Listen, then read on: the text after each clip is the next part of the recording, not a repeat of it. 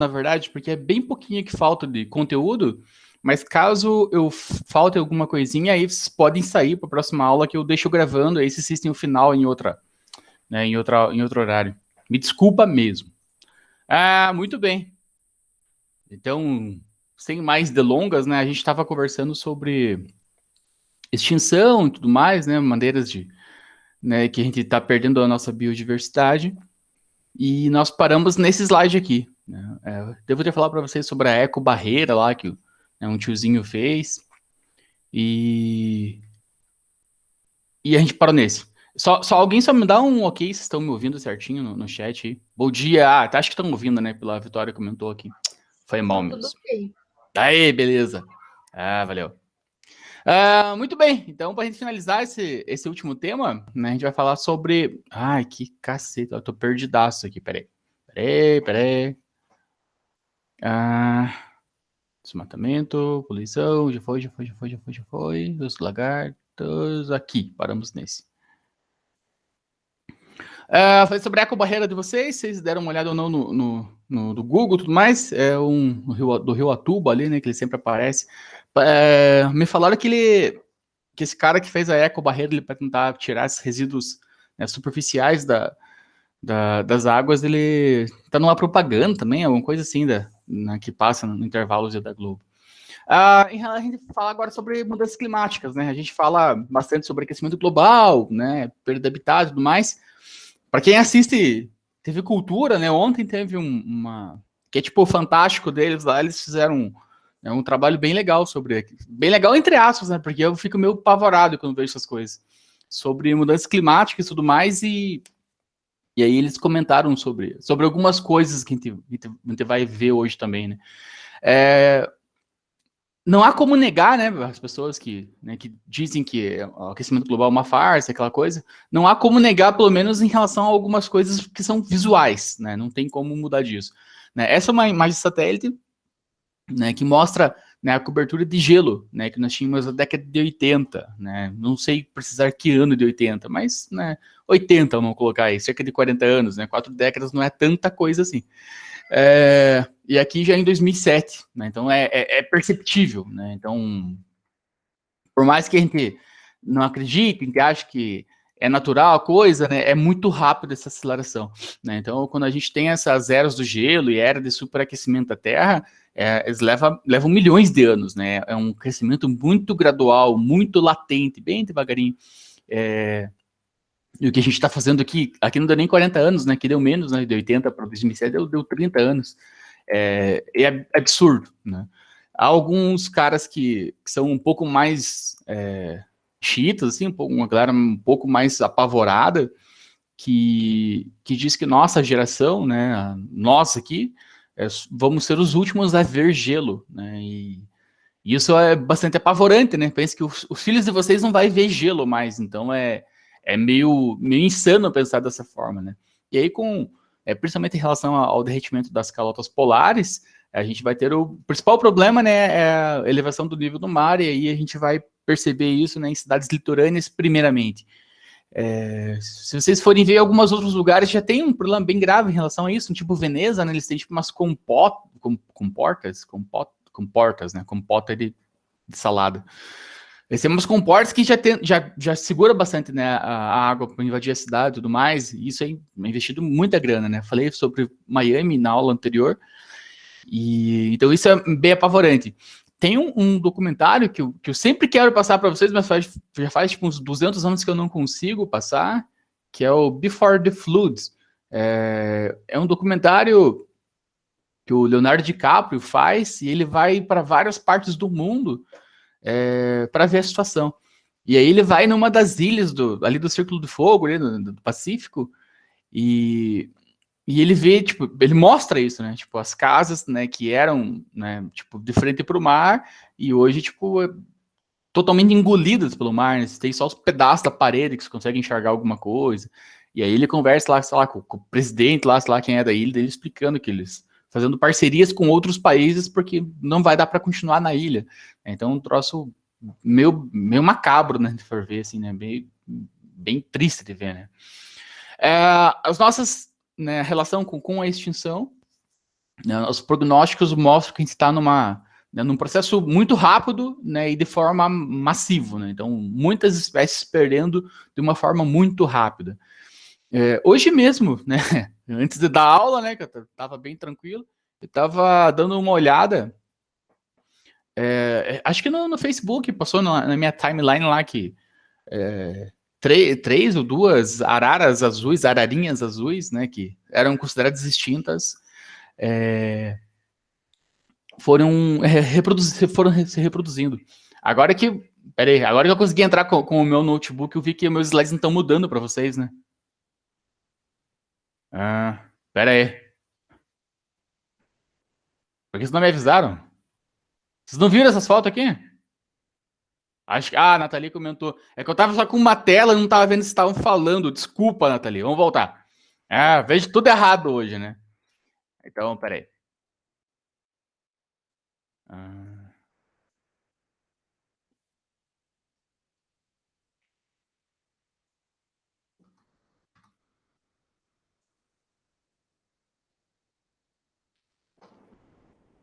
agora foi, né?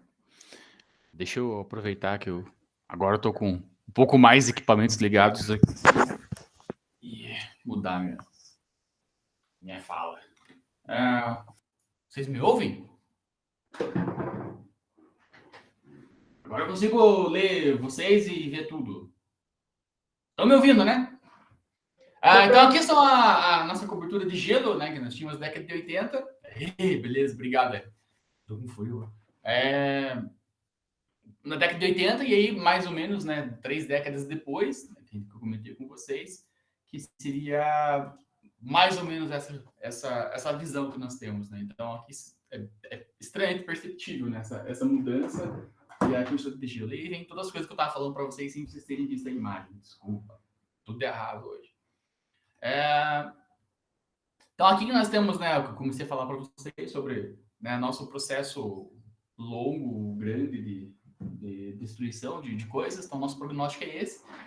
Extinção muito rápida e maciça. Eu estava comentando com vocês sobre a ararinha azul, né? Eu não vou conseguir procurar aqui porque eu estou totalmente perdido, né, na aula de hoje, mas eu vi no Facebook, talvez passe na timeline de vocês aí, né, que não sei se 2 ou 3 araras azuis foram encontradas, né, uma espécie considerada extinta. Então, ainda bem que erramos, né, em relação a estar extinta já. Os prognósticos, assim, médios, né, tem os mais complicados que vão ser mais agressivos nesses números, mas mostram que mais ou menos 30% das espécies da Terra vão desaparecer ou podem desaparecer, né? Até 50%, né? Por que eu digo que, né, vão desaparecer em relação a podem, né? Porque nós não estamos fazendo nada para mudar esse panorama, né? Então a tendência é que vão desaparecer, né? Não podem desaparecer. A tendência é essa. Talvez um pouco menos que 30%, né? Mas esse 30% já não é também assim, um diagnóstico totalmente apocalíptico, já é meio moderado, para ser bem sincero. Então, até 2050. Né? Isso vai balizar algumas coisas, 3 décadas.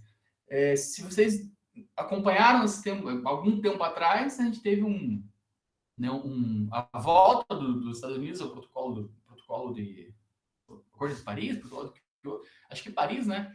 O Biden volta com os Estados Unidos no protocolo e foi anunciado acho que pela União Europeia, né, que seria substituído níveis de a geração de energia deles até 2030. Agora uma meta muito rápida agora, tipo um intervalo muito curto de tempo e a substituição total, né, dos combustíveis fósseis até 2050.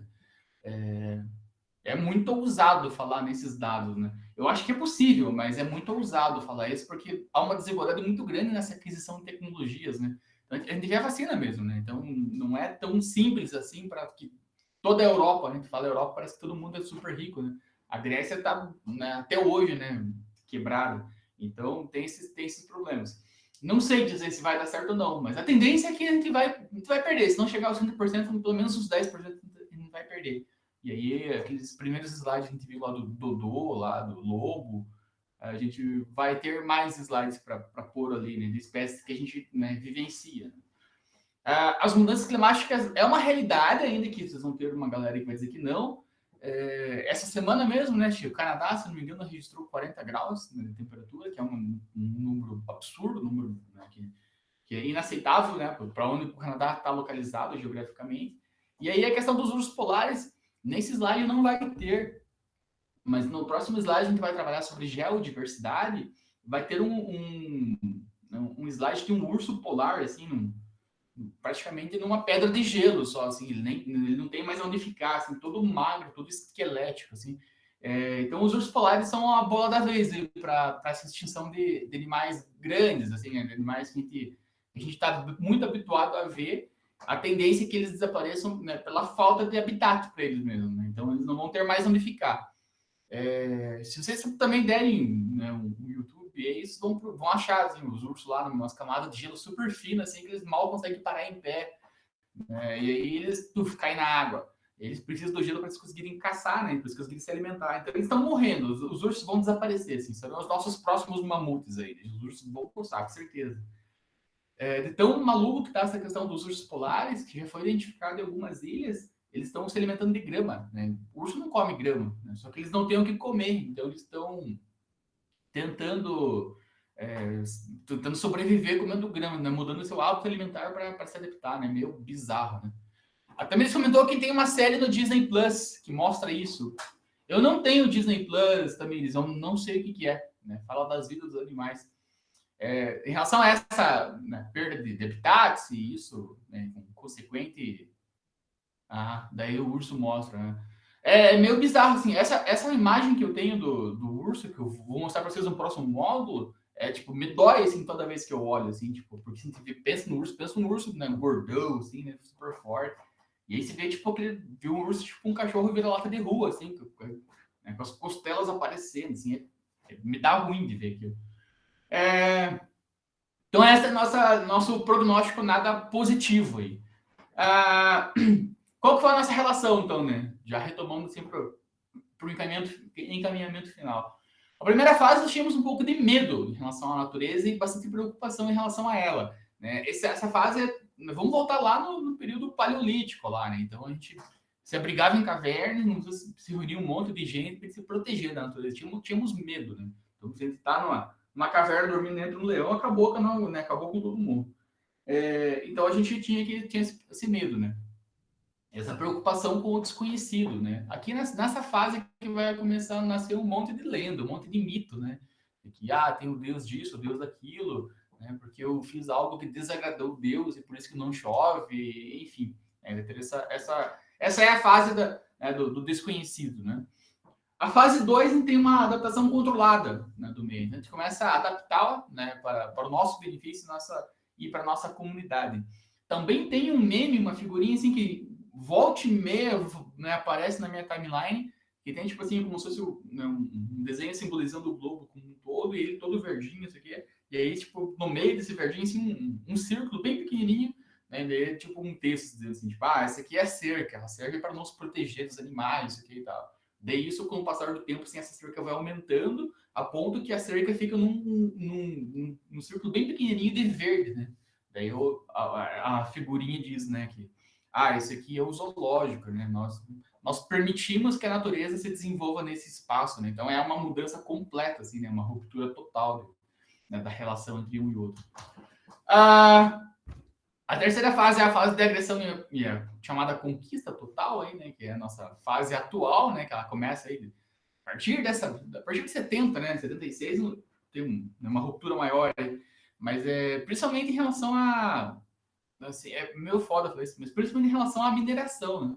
A mineração ela é muito agressiva, né? Se vocês olharem lá as terras indígenas lá que estão sendo garimpadas lá ilegalmente, vocês vão ver que tipo, é bizarro, assim, o cenário de área de mineração assim, é um cenário de guerra, assim, é horrível. Né? E aí a gente tem algumas técnicas para tentar melhorar isso, né? Há uma tendência agora, que seria a fase mais moderna assim, de mineração, você retira toda a cobertura vegetal, né? Retira a árvore e tudo mais, coloca isso num outro lugar temporariamente, corta uma fatia do solo, né? E guarda isso num lugar, faz a mineração, né, do que você quer ali, do tempo que você quer, e depois se retorna à terra original, digamos assim, retorna à vegetação. Essa seria a técnica mais moderna, assim, talvez a menos agressiva, mas não tem nada de menos agressivo nisso, né? Porque você não minera uma terra em uma semana, né? Você fica anos ali, né? Então não faz o menor sentido um troço desse. Mas a gente vai, ao invés de a gente parar de fazer, né, para estancar o problema, a gente vai procurando, tipo, efeitos paliativos, né? É tipo a sacola do mercado lá, né? Então, ao invés de todo mundo ter uma sacola em casa e boa, né, para ir no mercado lá, a gente preferiu investir em tecnologia para uma sacola que ela se decompõe mais rápido. Então a gente não está resolvendo o problema, né? A gente está mudando o problema. Esse que é o problema, essa é a questão principal de tudo isso, né? Eu acho que ano passado que eu comentei isso sobre sacolas e uma aluna comentou assim, tipo, mas e o lixo daí, o que eu faço, né, com o lixo? Vou precisar comprar saco de lixo para pôr no lixo de casa, né? É difícil, né? Então, o que a gente pode fazer, né? Na lixeira do banheiro, por exemplo, né? Existem algumas sacolas, que não são sacolas, né? Que são feitas de jornal, por exemplo, de jornal, né, já processado, jornal velho, que não seja jornal, que seja um papel, né? A última fase né, da parte de reciclagem dele, que ele não tem mais possibilidade nenhuma de uso, então utiliza isso, por exemplo, né? O papel vai se decompor muito mais rápido. E quando vocês fazem algumas mudanças nem em casa, que nem eu tenho, por exemplo, uma lixeira bem grandona, assim, para pôr material reciclável, né? Então, se usa um saco de lixo nela. Isso aqui é um saco que vai juntar muito material ali, né? Então, enfim. São algumas coisas que a gente tem que começar a mudar, né? Começar a repensar essas coisas. Talvez consumir menos, né? Esse seria o ponto principal, né? Eu sempre comento para vocês, e certamente esse ano eu vou colocar de volta para vocês lerem um artigo chamado O Cinismo da Reciclagem, que é muito agressivo nesse ponto, assim, né? A questão não é necessariamente a gente reciclar, né? A questão principal é a gente deixar de consumir tanto. Esse aqui é o ponto que a gente deveria se preocupar, né? Só que não acontece. Pensa quando vocês compram. Hoje não sei como faz tempo que eu não compro uma caixa de bombom, por exemplo. Mas há um tempo atrás você comprava uma caixa de bombom e ela vinha embalada num plástico transparente. Aí você abria ela, você tinha acesso à caixa. Aí você abre a caixa, cada bombom individual tem uma nova embalagem. É muito plástico desnecessário, né? Então, calma, né? Parece que pelo menos esse plástico por fora da caixa de bombom, parece que esse não existe mais. Mas faz tempo que eu não compro bombom, então não sei como que está isso na verdade. E outros, né, os bombons não sei, Premier, assim, bombons mais chiques, né, tipo o sonho de valsa da vida, ele vinha ainda com uma camada de alumínio sobre, né, tinha o bombom, uma camada de alumínio e um pacote de plástico por cima, né, um monte de coisa. Assim. E agora também ele já mudou, né, agora ele já é lacrado lá de uma forma que ele continua crocante sem precisar de todo esse material, né, então a gente tem que começar a modificar isso. Eu lembro que certa vez a Nathalie uma vez trouxe-me também balas de banana lá né, do doutoral paranaense e outra vez também numa outra universidade também trouxeram e essa outra moça perguntou-me tipo, mas você quer a bala de banana com papel ou sem papel? Sem papel, lógico, né? Então traz um pacote grandão com um monte de bala de banana dentro, e vocês pegam e comem. Tipo as minhoquinhas da Phoenix comem. Né? Não tem por que ter aquele papel embalando a bala de banana, né? Num pacote grande, né? Se for vender a granel, sim, mas individual, né? Enfim, né? São as coisas que a gente tem que começar a mudar as nossas formas de enxergar as coisas, né? Aí a visão mais utópica, uma visão mais romantizada, uma visão consciente, eu diria, né, seria a fase 4, né, uma fase de responsabilidade, né, e de unificação, uma visão mais otimista da coisa. É nessa fase 4 aqui que começa a nascer alguns slogans assim, que se ouvem bastante, assim, tipo, pense global e haja local, por exemplo, né? Tipo, pense no mundo, mas você não pode resolver o problema lá da Somália, mas você pode resolver o problema, por exemplo, da tua rua, né? E aí tem essas coisas, assim, né? Só que essas coisas pontuais são muito pontuais, muitas vezes, né? Na rua da minha casa, por exemplo, tem um terreno que está vazio, né? Que não tem casa, não tem nada, né? Nesse local poderia ser feito, por exemplo, uma horta comunitária, né? Poderia. Só que não faz, cara. Tipo, né? E também se fizer, né? Aí como que vai resolver o problema da fome em Ponta Grossa né, com uma horta comunitária? Teria que ter, tipo, praticamente uma horta comunitária por rua, basicamente, né? Acho que nem por rua, né? Por determinado número de quadras, né? Seria o ideal. Mas seria uma visão otimista. Claro que entre fazer isso e não fazer nada, é melhor fazer isso, né? Enfim, eu sempre comento quando a gente vai visitar áreas de conservação, né? Que se a pessoa entrar lá, em qualquer lugar que seja, e saia dessa unidade de conservação, entendendo que ela não pode jogar lixo no chão, para mim já, tipo, já resolveu o problema, sabe? Ah, mas é muito pequeno. Até é muito pequeno, né? A gente comer o chiclete e não jogar o papel no chão, né? Mas a gente vai no calçadão e a gente vê que não é tão pequeno assim, né? A gente vai no calçadão, todas as linhas de escoamento de água estão entupidas de papel de bala, de papel de chiclete, de tudo, né? Então, pelo menos isso, né? Já resolveria, né? Já começa a melhorar um pouco, né? Então, vamos um passo de cada vez. Se for pensar que as pessoas vão mudar todos os seus hábitos, vão parar de consumir, né, produtos, né, cheios de pesticidas, vão parar de consumir plástico, todo mundo vai comprar, né, em grandes quantidades, para ficar, não vai, né, não vai acontecer isso de um dia para o outro, né? Esse é um processo lento, né, um processo bem demorado. Tipo os carros, né, agora que essa onda aí dos carros elétricos, né? Vai demorar muito ainda para ficar só elétrico, muito, né? Tanto que a gente continua fabricando carro, né, com combustão.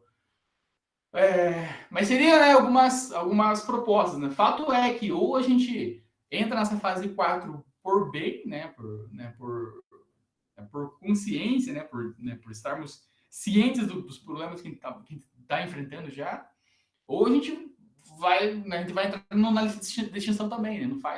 Não tem possibilidade de continuar no mesmo ritmo, né, de consumo de recursos de matéria-prima, né, de recursos naturais, por muito mais tempo. Não dá, né? Então é um ou outro, assim, né? Que a tendência é que chega num ponto mais crítico para a gente começar a olhar para trás, né? A tendência geral. E aí algumas coisas que a gente pode fazer para tentar mudar isso, né? Eu tenho que acreditar, né? Com o turismo. Esse guia Fromers, né, tem muita coisa assim em relação a lugares, né?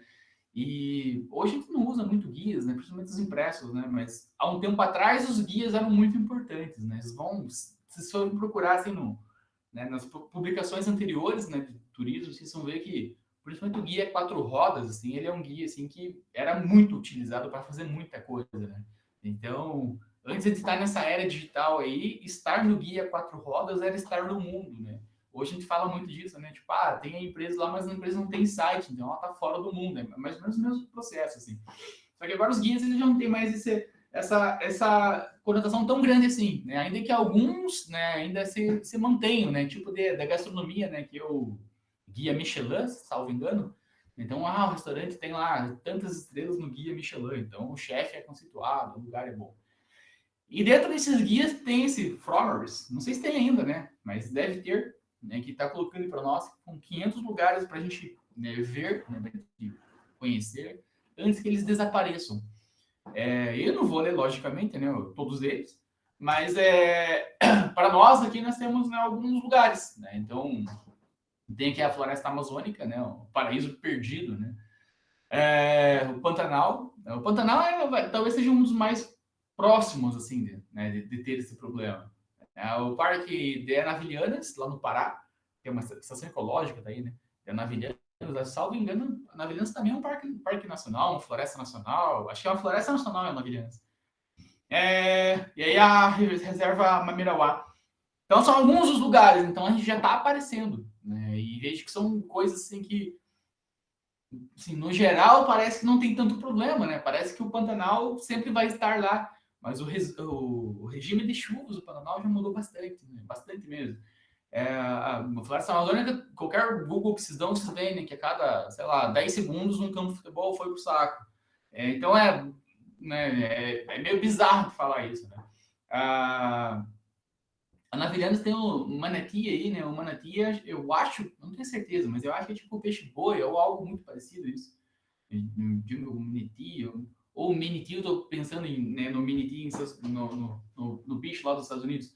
Mas foi falado, né? Aqui, não sei se foi nessa aula, foi na outra aula, né, sobre o peixe-boi, sobre o boto, não lembro, né? Mas é um desses dois animais, eu acho que é o boto, né? Que inclusive a professora Jasmine tem um slide que tem lá, tipo, a rotatória deles lá e tem o animal lá, eu acho que é o boto. Então são alguns lugares que está perdendo, né? Então a gente visita, né? O problema é a gente ir para Manaus, né? Para a Amazônia, pelo menos saindo daqui de Ponta Grossa, né? O voo para Manaus é tão caro, às vezes até mais do que para Miami, né? Então não é muito barato de ir para lá, né? Então é meio meio complicado isso, né? Tinha que ter uma outra política de turismo interno também para facilitar essas coisas.